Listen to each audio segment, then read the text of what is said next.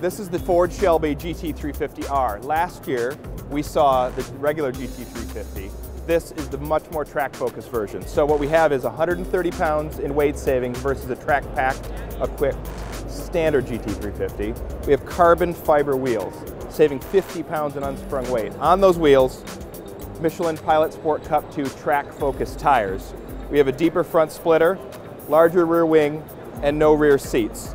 The beauty of this car versus, say, a Camaro Z28, which is naturally the competition for this car, is Ford says the compromises compared to the standard GT350 are minimal.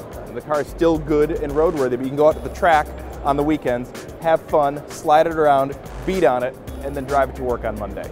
This is my hit for the North American International Auto Show 2015.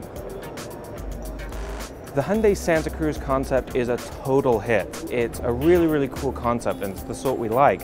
It's not just a thinly veiled production car that we'll see in 6 months, and it's not so outlandish that it could never be built. It's basically a crossover with a pickup truck bed. And this is a really cool idea because there's a lot of people who need the practicality of a pickup truck, but don't necessarily need all the capability of a pickup. You think even the Chevy Colorado and Toyota Tacoma are pretty big, beefy trucks at this point, but this would let you haul a little bit of dirt, some building supplies, without having to go to a really expensive, huge vehicle. The best thing that we like about it is that it sounds pretty realistic. Hyundai says this is based on a crossover just with a bed built in the back. And what's even cooler is it's got a diesel engine, which always speaks to our inner geek. There's been a lot of buzz about aluminum thanks to the Ford F-150 pickup and its claimed 700-pound weight loss. But this new Audi Q7 actually loses even more weight, almost 900 pounds, thanks to its use of aluminum in the body. I also really like the new design. It looks more like a station wagon than an SUV, and the interior has a really clean, minimalist look. The Alfa Romeo 4C Spider, miss. Unfortunate, but it's true. The car, structurally the same. It does weigh 22 pounds more than the coupe. The fabric top is good up to speeds of 160 miles per hour, but there's also an optional carbon fiber hardtop that you can get if you're going to be wanting to take this car to the track. It seems a little bit redundant since that's what this car is made to do, is go to the track. And that's why we're going to have to stick with the coupe. It's a better car for what it's built for. This is the new Volvo S60 Cross Country. This is my miss. Quite frankly, it reminds me of an AMC Eagle. I can't quite understand why somebody would want to compromise the dynamics of a sedan by lifting it up. It's unattractive. I don't see who's going to buy it. I just can't get my head around this car. I'm sorry.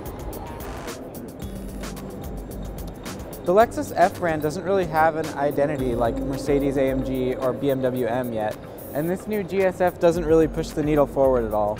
It has the same V8 engine from the RCF Coupe, but 467 horsepower just doesn't really make a splash when there's a 640 horsepower Cadillac CTS-V sitting just across the show floor. We've waited a long time for a new truck from Nissan, but this Titan XD is a bit of a miss. It's very, very specific in its mission. The XD comes with this big 5-litre turbo diesel V8 engine with 555 pound-feet of torque, and that's great, but it's set up very, very specifically for somebody who wants almost heavy-duty truck capability in a light-duty truck, and I think that's a very small niche of the market. Nissan thinks there are a lot of buyers who want that, but I think in doing that, this truck forgets the average customer who just wants a nice light-duty truck. The rest of the truck is interesting and has some cool ideas, but I don't think that there's enough innovation to really steal people away from an F-150, a Chevy Silverado, or a Ram 1500. If the shape of the Mercedes-Benz GLE Coupe looks familiar, that's because BMW's been selling their X6 since 2008. But the GLE Coupe doesn't quite have the same styling pop that the X6, now revised, has fully achieved. Here you can see the short, kind of nubby front end, from the rakish roofline to the very short rear end, makes the whole car seem very thick and chunky. It's a little bit overstyled, and overall for us, it's a car that's trying to make a styling statement that's already been made. For us, definite miss. In 1960, Richard Nixon debated John F. Kennedy. People listening at home thought Tricky Dick did pretty well, but people watching on that first televised debate thought John F. Kennedy totally beat him. He looked more comfortable, more suave.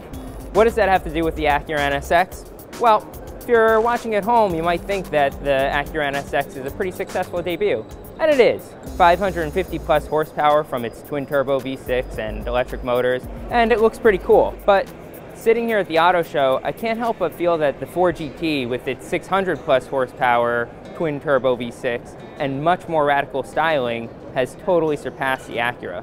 And it just reminds me that supercars are kind of a flash in the pan. You have to catch that moment, and Acura's moment seems like it was 2 years ago.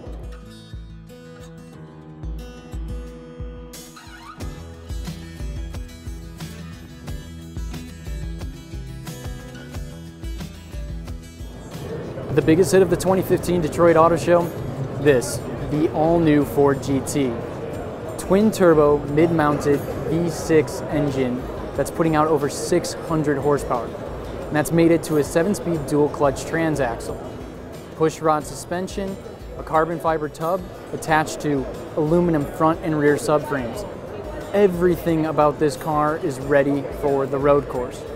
And for the road, because next year, this thing goes into production. We can't wait to see it coming down the road behind us.